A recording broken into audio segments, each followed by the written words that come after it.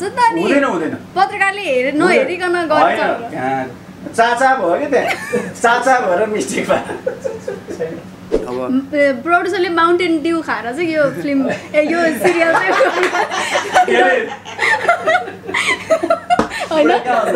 खासमा मेरो बाबाको र मामुको रहर थियो कि छोरा हिरो बनोस् भनेर सानैदेखि नयाँ भनेकै त्यही होला क्या भनेको सबै थोक सिकाउनु पर्ने अब बिस्तारै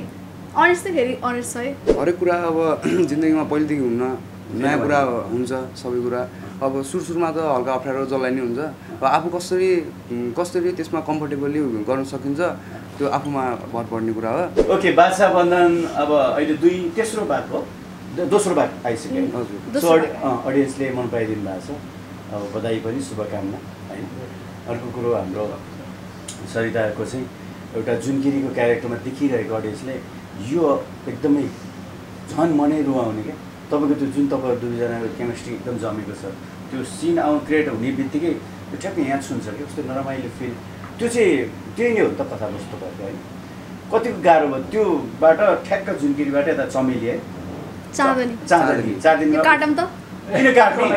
चाँदनी कसलाई काट्ने चमेली है भनेको चाँदनी राम्रो भयो नि त होइन यो त नेचुरल हो क्या तपाईँको बिला हुन्छ नि त नि हुँदैन पत्रकारले नहेरिकन गर्छ चाचा भयो के त्यहाँ चाचा भएर मिस्टेक भयो झन् चाची है भन्नुभयो हो कि चाँदनी को अब ठ्याक्क उफ्रेर आउँदा कस्तो फिल भयो त्यहाँबाट यता ट्याक्क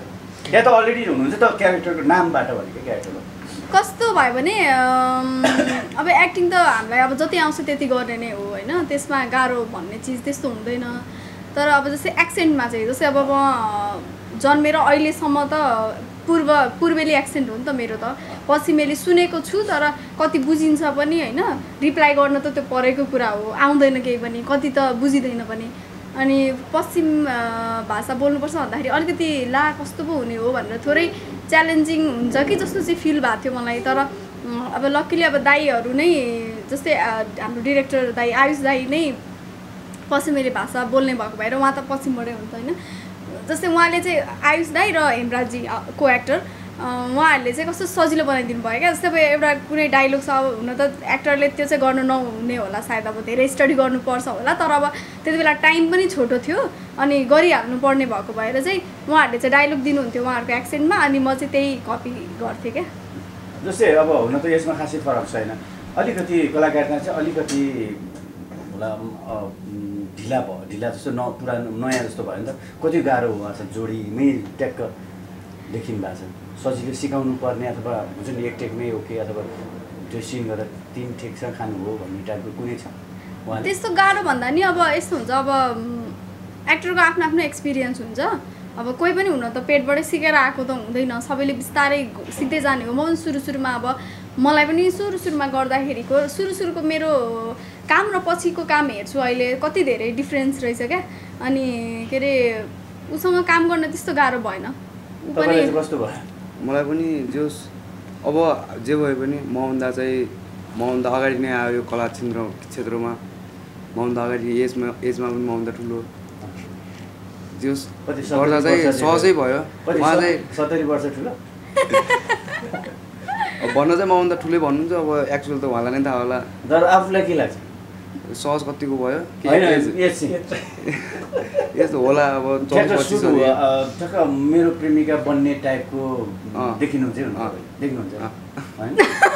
मान्छेले 18 वर्षको जेठो बिगर्या हुन्छ श्रीमती 18 वर्षको जेठो बुढोलाई बिगर्या हुन्छ तपाईँ त्यो 5 महिना फरक के भयो फरक पर्दैन होइन फरक पर्दैन 5-6 महिना फरक यसरी गर्नुपर्छ मन त पर्छ हजुर तर त्यो जोडीमा नि एकदम सुहाएको हो क्या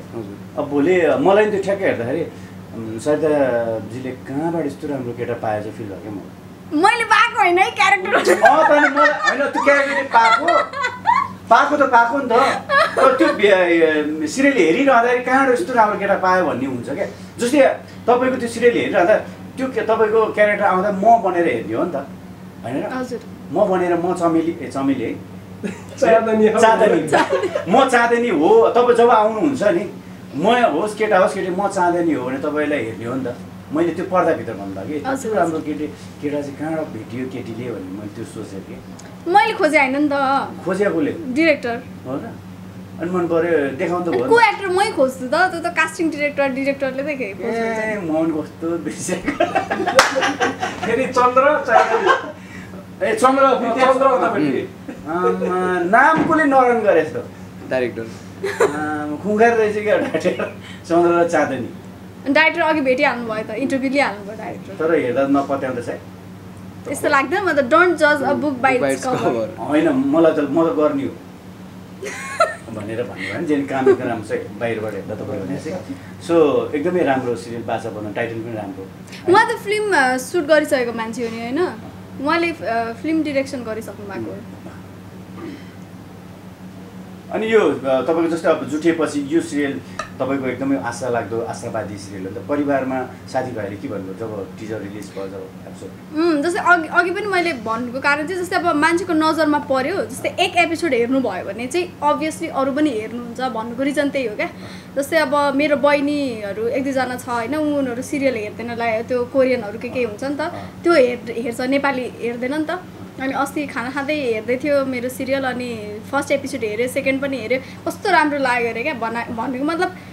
जतिले पनि हेर्नु भएको छ हुन त भर्खरै दर्शकसँग पुग्दैछ तर जतिले पनि मेरो वेल विसरहरूले अब जतिले पनि हेर्नु भएको छ उहाँहरूले चाहिँ राम्रो नै भन्नुभएको छ राम्रो फिडब्याक दिनुभएको छ जस्तो तपाईँलाई चाहिँ जस्तो प्रड्युसरले रिक्स लिए जस्तो लाग्छ एउटा न्यू कमर होइन अब रिक्स त अब रिक्स होइन रिक्स त लाइफमा लिनै पर्छ मैले पनि अब सुरुमै त अब उहाँले जस्तै भन्नुभयो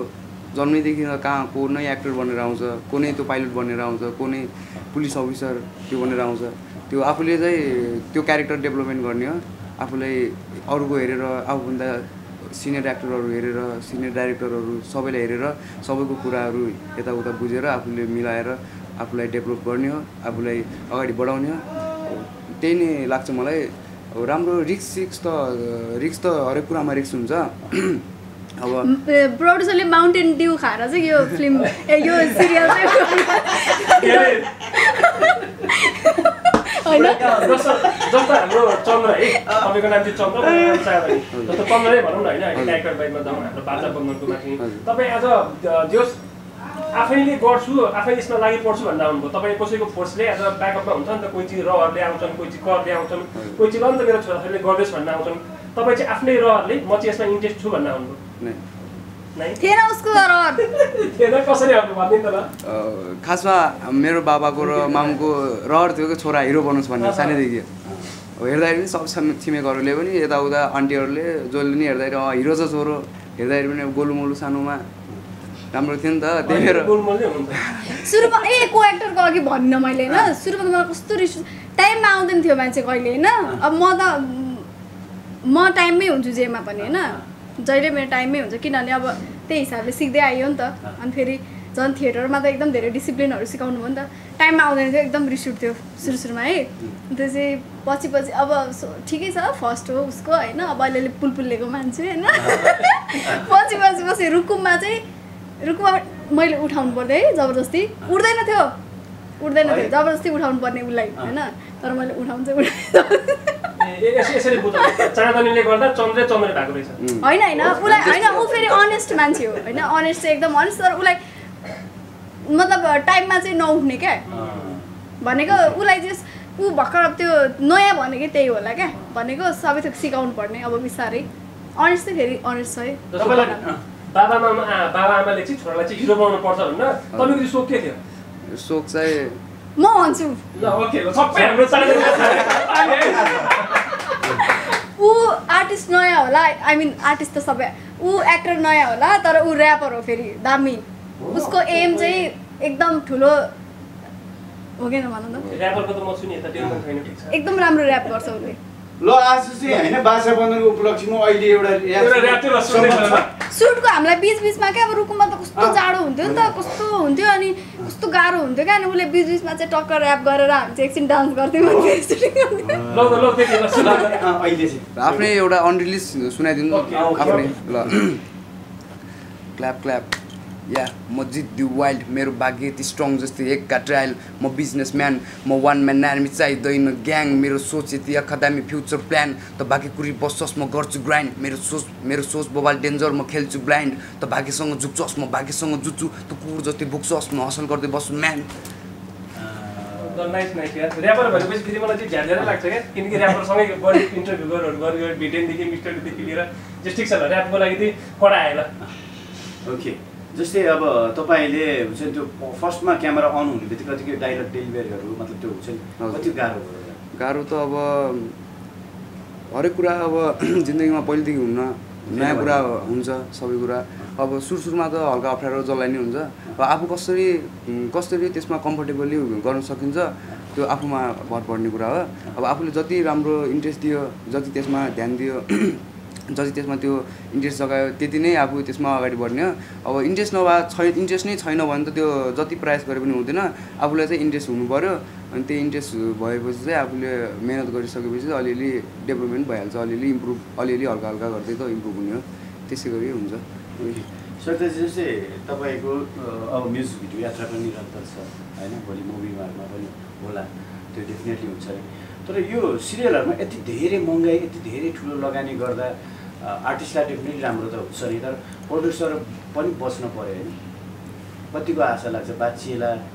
या चिप्लिएला भन्ने हुन्छ नि कस्तो हुन्छ भने हो प्रोड्युसर त बस्नैपर्छ अनि न एक्टरहरू बाँच्न पाउँछ होइन तर कस्तो हुन्छ भने अब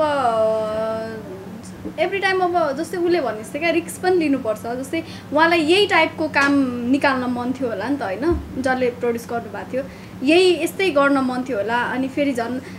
उसलाई लन्च गर्ने भनेपछि त अब एकदम राम्रैबाट चाहिँ लन्च गराम होइन मेकिङदेखि लिएर सबै थियो स्टोरी सबै अब राम्रो बेस्टबाटै लन्च गराम भन्ने थियो होला नि त उहाँलाई सो त्यो हिसाबले पनि उहाँले चाहिँ होइन राम्रै एउटा पोजिटिभ उयो भएर नि त गर्नुभयो होला नि त होइन त्यो रिस्क लिएर जहाँ रिस्क हुन्छ त्यहाँ प्रफिट पनि त हुन्छ सो तपाईँलाई अरू सिरियल आयो भने राम्रो क्यारेक्टरको हामी गर्ने के छ प्लान कस्तो हुन्छ भने सेम एउटै खालको कन्टेन्ट हुनु भएन त्यो सुटिङ दौरानमा के भनेर बोलाउनुहुन्छ त्यसलाई बोलाउनु त पर्यो होला यत्रो दिन सुटिङ गर्दा तपाईँले सरिता त भन्दै भनेन होइन अब भन्न नि मिल्यो मतलब अप्ठ्यारो फिल हो सम्बोधन चाहिँ के भनेर बोलाउनु पानी त्यो बोलाउनु त पर्यो नि त जस्तै कि हल्का उता छ भने ओ एक्सक्युज मी होइन जिस्का टाइपको हल्का हाँसी मजाक पनि गर्नु पऱ्यो नि त जहिले सिरियस त्यो जे क्यारेक्टर छ त्यसमा डुबिराख्नु पनि भएन नि त जस्तै कि अनि हेलो म्याडमजी कहाँ हो कस्तो भयो यताउता हुन्छ नि हजुर हजुर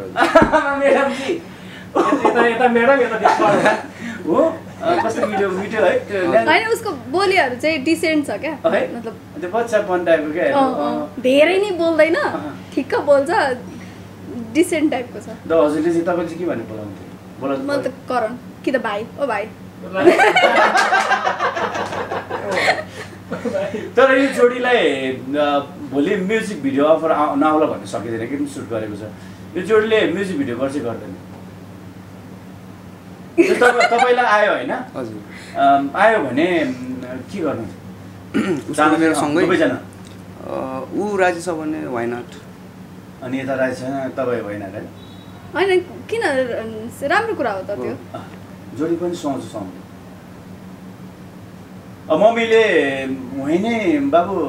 प्रेमिका हुनुपर्छ भने के भन्नु त्यस्तो भन्नु आफ्नो कस्तो भने फ्रिडम चाहिँ मैले सानैदेखि पाएको छु त्यो चाहिँ बुझ्ने हुनुहुन्छ मामा बाबा तैँले जे नै रोजोस् यताउता बिहा गर्छस् तैँले तेरो रोजेको नै गर भनेर भन्नुहुन्छ भन्न चाहिँ अहिले चाहिँ त्यस्तो छ केही पनि छैन